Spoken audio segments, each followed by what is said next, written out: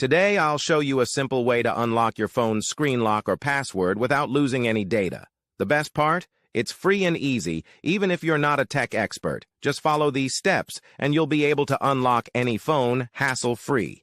Let's get started. You can unlock your phone's screen lock or password using a special code.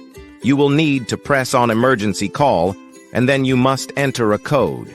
This code is unique to each type of phone and is provided by the phone manufacturer. In this video, we're using a code that works specifically for the type of phone we're demonstrating. Here's how you can get the code.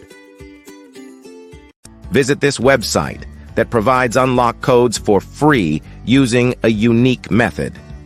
And that's it. Now you can unlock your phone without losing any data. See you in the next video.